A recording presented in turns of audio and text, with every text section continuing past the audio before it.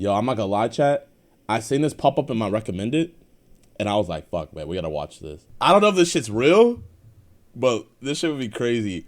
Army Rangers smoked some Crips in 1989. And I'm not gonna lie, when I read that title, it had me thinking, let's say the hood went against like some Army Rangers. How long are the Crips gonna last? That's the only question I have. Saturday, September 23rd, 1989. An Army Ranger who had just purchased a home on one of Tacoma, Washington's most gang-infested streets quickly became a witness to various illegal activity happening out front of his home. He wasn't shy of confronting it or notifying the authorities, and soon after, he became the target of one of the most notorious street gangs Washington State has ever seen. And after shaking up the hornet's nest one too many times, his home was ambushed by the Hilltop Crips gang, but not before he invited 15 of his Ranger buddies over for a barbecue. 300 rounds, and 10 minutes later, the Crips were fighting for their lives.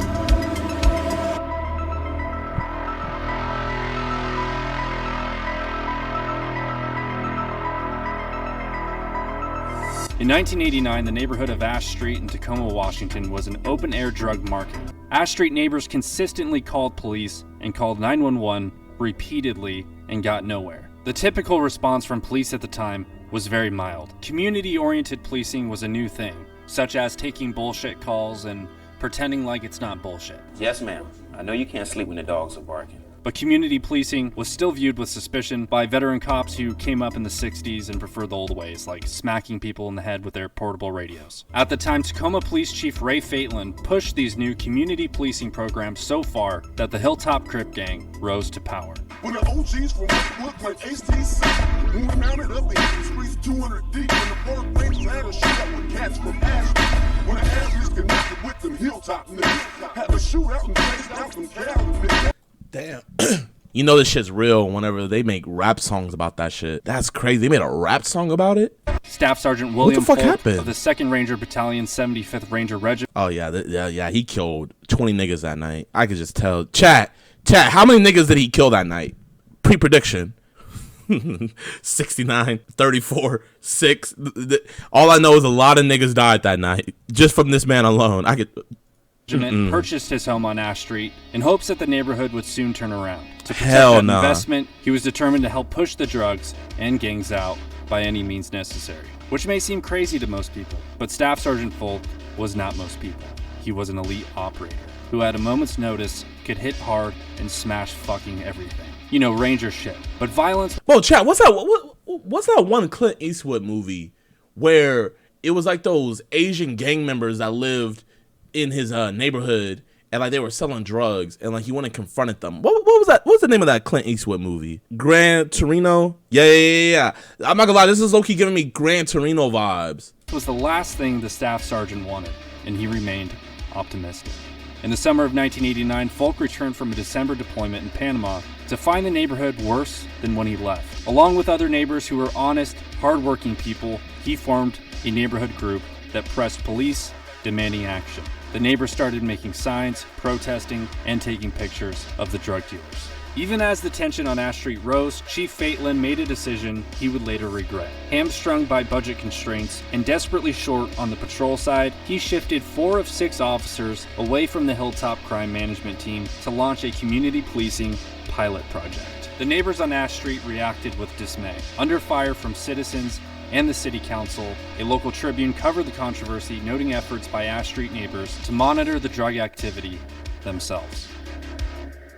A group of dozen neighbors who live in the area of South 23rd and Ash Street said they are on the verge of vigilante action because police have failed to cartel drug dealings around their homes.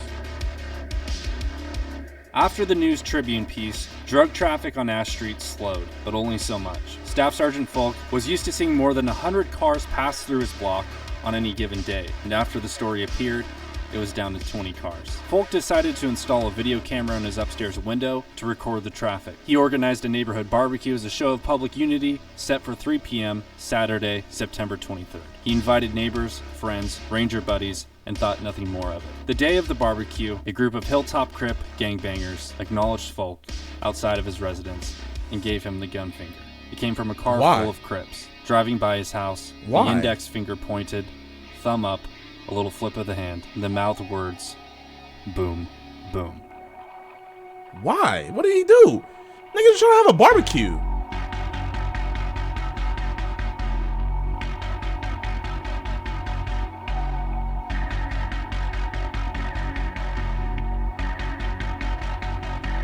The gangsters saw the video camera on Folk's house, and a few hours later they returned and threw rocks at it. Someone else took shots at the house and the video camera with a BB gun.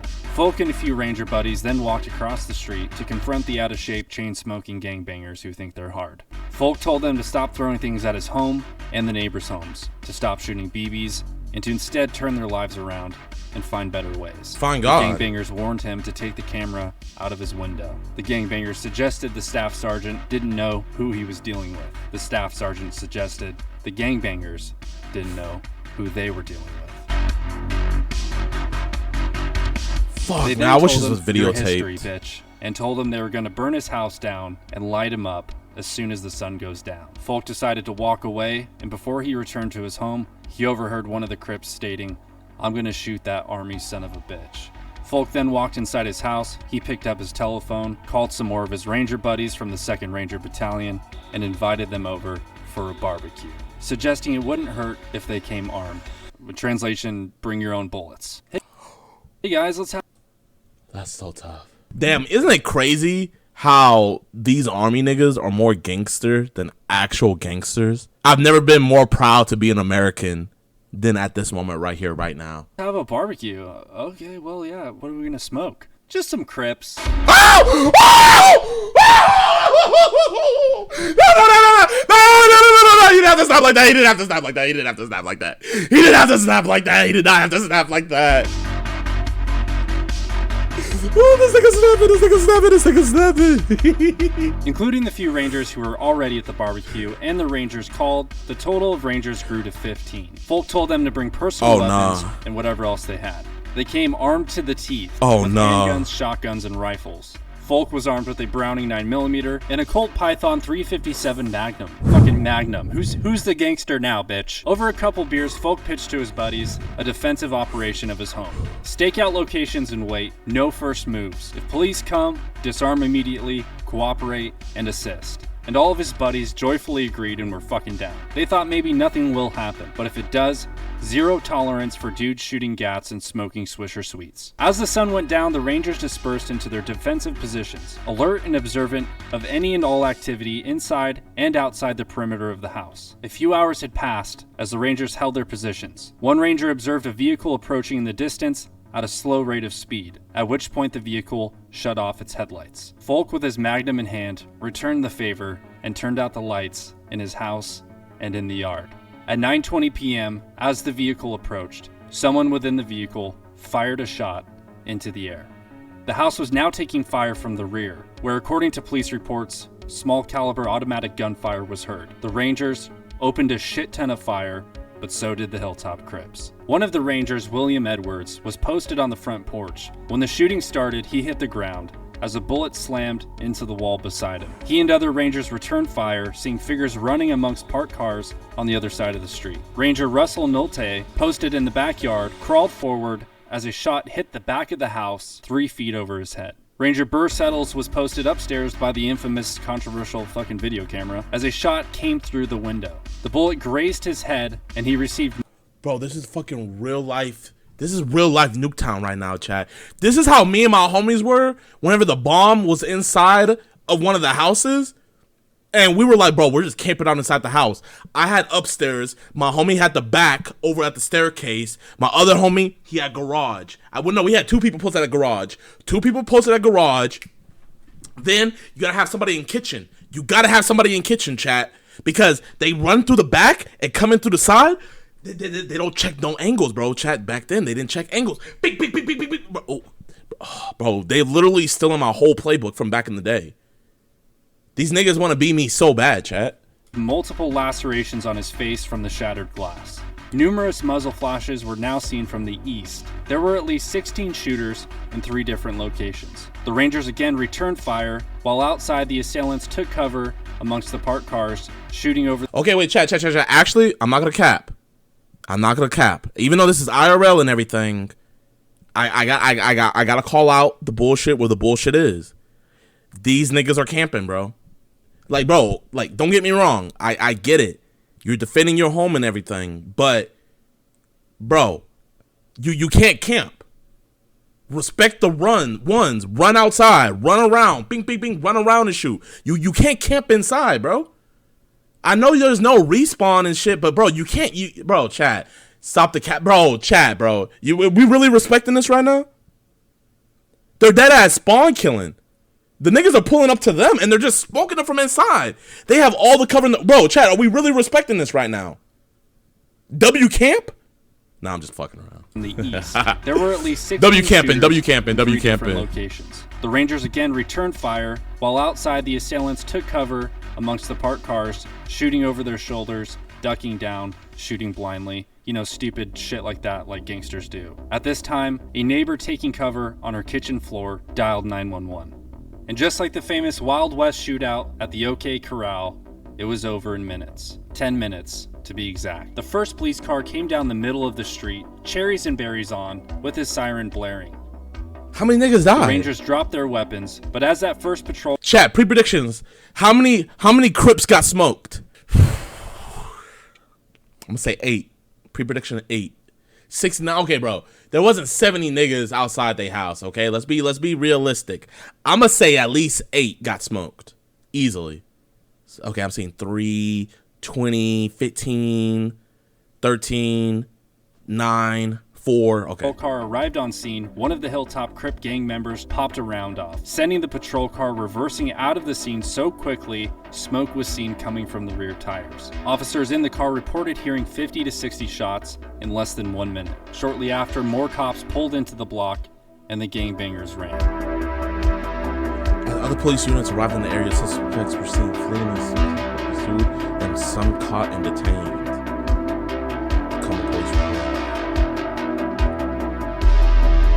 Pre-predictions. Okay, I'm not gonna lie. I'm gonna say 5. I'm changing 5. At least 5 got smoked.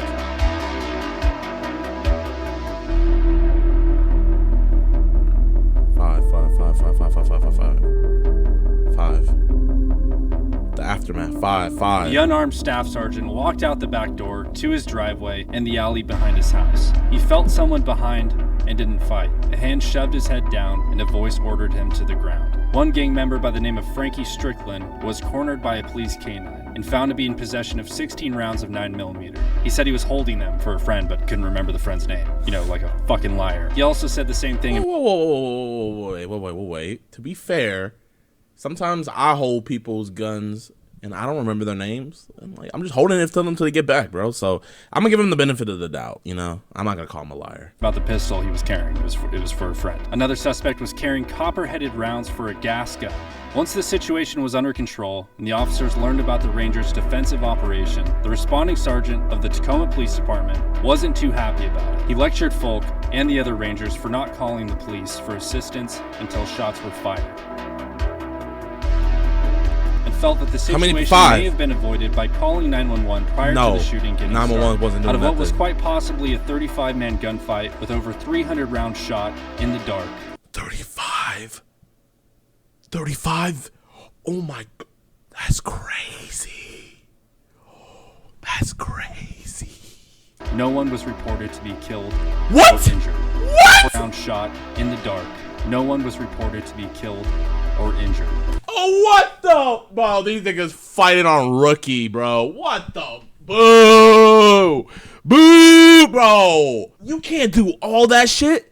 Bro, you had ARs, you had rifles, you had knowledge beforehand, and you couldn't smoke any Crips? That's so bullshit. For 20 years, the official version of the shootout held that miraculously no one was hurt, but there were rumors injured gang members did not seek medical attention for obvious reasons, and some may have even been mortally wounded.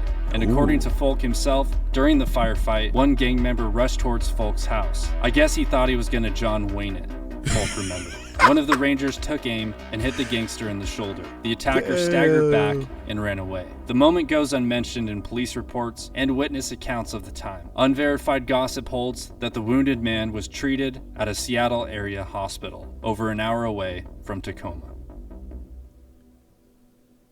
Doug Sutherland, who was mayor at the time, pondered a declaration of a citywide version of martial law to combat the gang violence that immediately drew national attention. The city of Tacoma found the dollars to add more police officers to their department. Then Governor Booth Gardner even considered sending in the National Guard to Ash Street. The Hilltop Crip gang member who was arrested and found in possession of the 9mm and the pistol, Frankie Strickland, was the only man charged in connection with the shootout. He was convicted of second-degree assault and was later sentenced to out of 35 niggas, he's the only nigga that got, and he only got 22 months in prison.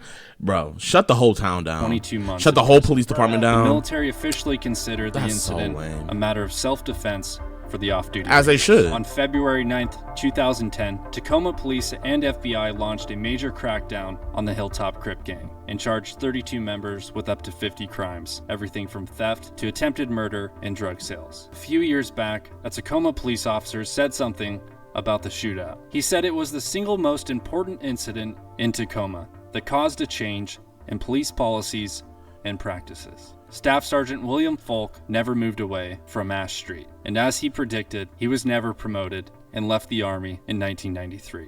He still owns the property to this day. Wow. Bro, chat, man. If I got the okay from him, I would love to go fucking just like, oh my God. I would love to just like hear the story from him himself. I've literally visualized the entire thing in my head. He did such a good job retelling it. If you guys haven't, make sure you guys go subscribe to Popo Medic. I don't even smoke weed, but I feel high when I'm next to you, babe. Used to be my girl, used to be my boo thing. Now I'm telling everybody you my boo